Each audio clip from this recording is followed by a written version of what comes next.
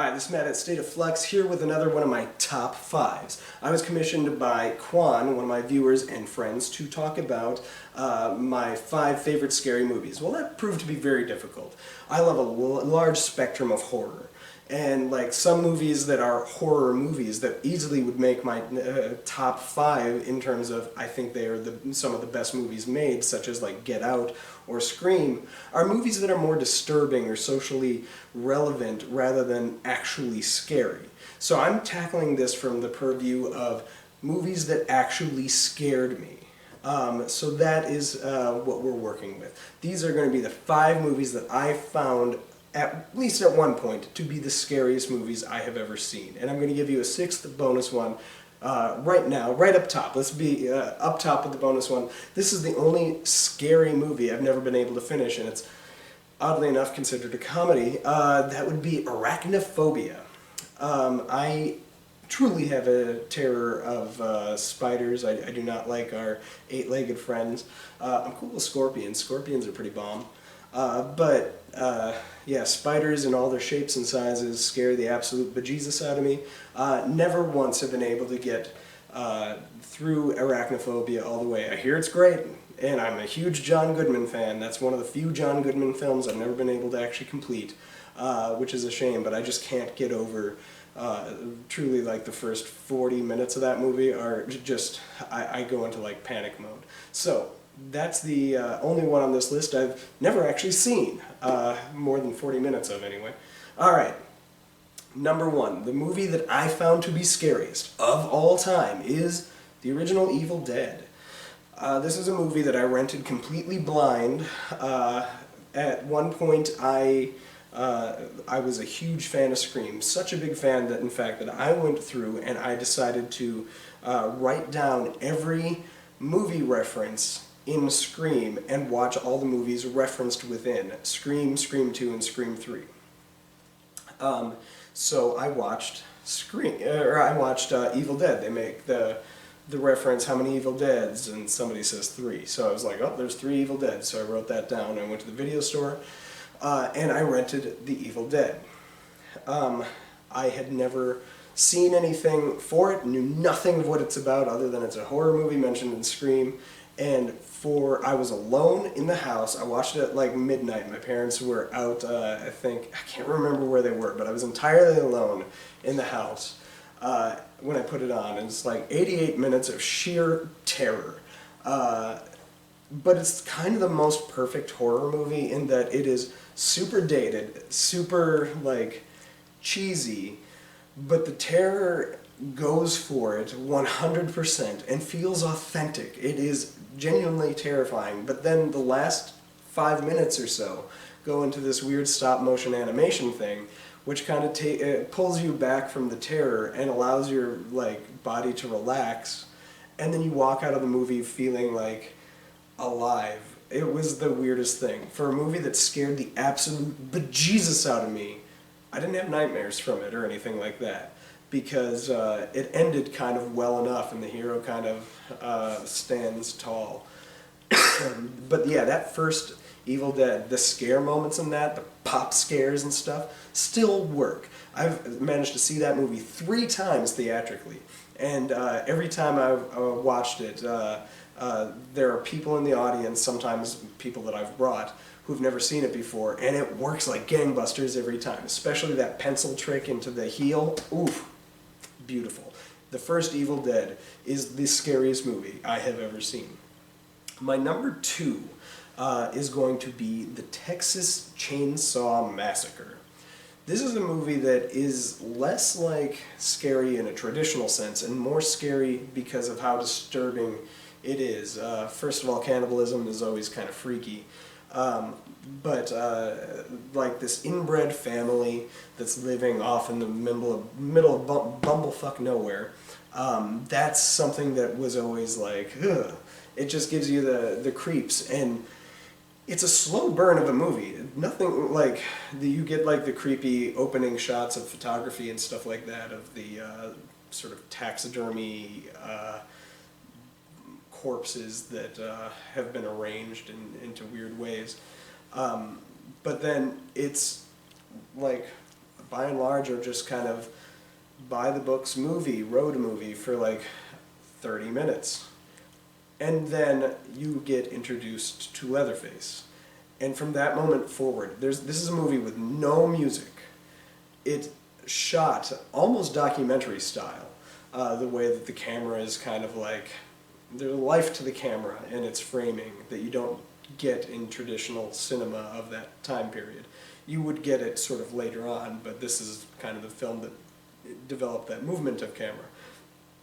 But, and you had, like, your killer family is just so involved in what they're doing that you just fully believe it, and then the girl at the end is just screaming and stuff like that and uncontrollable, and there's no music to like kind of govern your feelings or anything like that.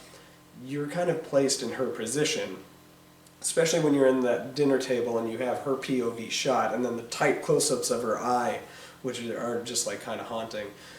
That movie is incredibly disturbing, and it's one where you walk out of the theater and it takes you a long time to shake off that feeling. And I'm talking the original 1974 Texas Chainsaw Massacre here, though I do feel like the Michael Bay Platinum Dunes remake has some merit and stuff, and is probably the second best of the entire Texas Chainsaw franchise, and I hate to admit that. But the original one is a genuinely frightening film. Number 3. This is the only movie that, as I was watching it, I had to pause the movie and then watch the rest of it with somebody else, because I was so freaked out. And that movie is A Nightmare on Elm Street, the 1984 Wes Craven masterpiece. I say masterpiece in the sense that the 7 films that led up to A Nightmare on Elm Street in his Wes Craven's like filmography were like good movies by and large, but he was learning his craft. The masterpiece that is A Nightmare on Elm Street is an amalgamation of everything that worked before, presented to you in the most visceral, horror-inducing, like, terror movie that I could ever think of. And it was after the death of Tina that I had to pause the movie, and I had to grab my dad, and I was like, I can't finish this. And he's like, well, I don't want to watch this. And then I was like, you don't have to watch this, you just be in the same room. So he fell asleep next to me because he didn't want to watch A Nightmare on Elm Street, and I finished it next to my dad. I was like in high school, or elementary school still at that point. I was in like 6th grade, but that movie was genuinely frightening. Now, I will say that that movie is kind of weird in that the biggest scare scenes, the 2 biggest scares are the 2 nightmares that Tina has. The one that opens the movie, and then the one where she dies. And the movie kind of plays soft for quite a while.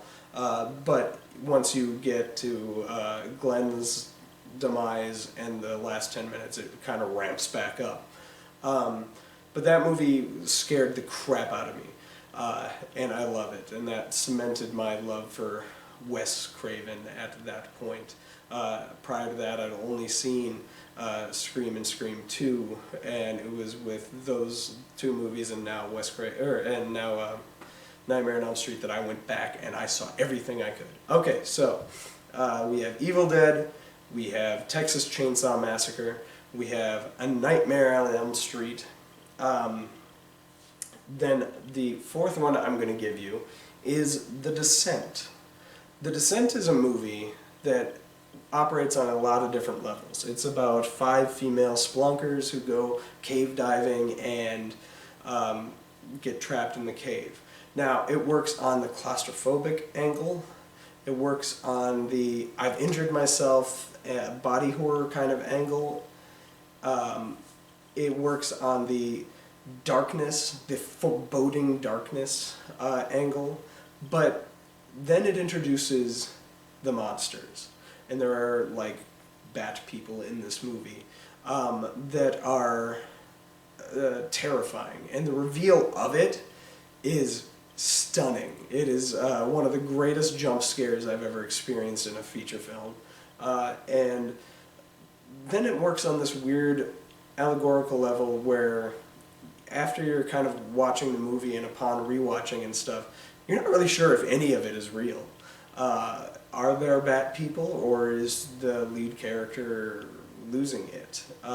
There's a lot of metaphor and stuff that is placed into the film, and there's definitely a reading of that movie where the movie isn't.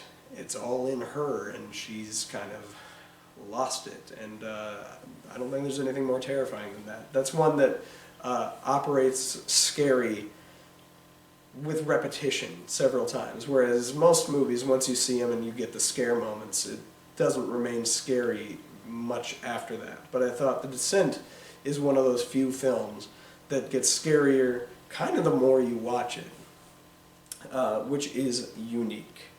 The last one I'm going to talk about is one that I thought was scary at the time, has not held up with recent viewings, however is one that I cherish because it's got a funness to it, and that is the American version of The Grudge, the first attempt at it. 2004 Grudge with Sarah Michelle Gellar and Bill Pullman. The ghost story angle of that really works. Nothing more so than when the thing is crawling up her and doing the in the bed, and like you just see the head moving up the covers. That is pretty terrifying and something that's lingered with me long after. However, once you see that movie once, it's not so much scary anymore. And in fact, it kind of, the more you see it and understand how that film kind of operates, it's not, and being so highly produced, makes it not scary. Whereas like The Evil Dead, once you kind of figure out how the movie was made, it's so low budget, and you can see that the actors are really going through hell while making it, that it creates like this visceral experience. You can tell that like the actors are safe and fine, they're in a good headspace and stuff like that. Once you see how the like sausage was made per se with The Grudge, it softens it each time. And I don't necessarily stand by that as being one of the scariest movies of all time anymore, but the first time I saw it, genuinely freaked me out. So those are my top 5 scary movies in terms of the scary movies that actually scared me. I'm not easy to scare. Like a lot of people saw Hereditary and were like, that movie effed me up. And I was like, yeah, there's a couple like scary set pieces, but it's not really scary. As I say, Scream is one of my top 5 favorite movies. Nothing in Scream was particularly scary to me. It's more disturbing, but not necessarily scary. Same thing with like Babadook, awesome movie, didn't really scare me, or It Follows, or It for that matter. These are all great movies, but these are the 5 movies, and really 6 because I've never been able to finish Arachnophobia. So you have The Grudge in descending order. You have The Grudge, The Descent, the Nightmare on Elm Street, Texas Chainsaw Massacre, and The Evil Dead. What are your 5 scariest movies? Not your 5 favorite scary movies, but the 5 movies that scared the absolute pants off of you. Drop them down in the comments down below. Thanks for watching, like, subscribe, do all that good stuff. Peace.